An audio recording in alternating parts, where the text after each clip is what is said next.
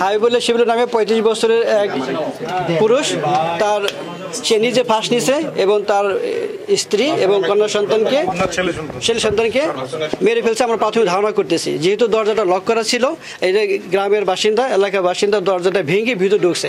ভিতরে ঢুকে তাকে লাশ থেকে, সে ঝুলন্ত অবস্থায় ছিল, সেখান থেকে তাকে নামিয়েছে। তার মানে কি, সে নিজে সুইসাইড করেছে। এবং তারপর আমরা দেখলাম অন্য ঘর সার্চ করে সেই ঘরে তার স্ত্রী এবং ছেলে সন্তানের মুখে বালিশ চাপা ছিল। আমরা ধারণা করছি সে নিজে তার স্ত্রী এবং তার সন্তানকে বালিশ চাপাতে মেরে নিজে সুইসাইড করেছে।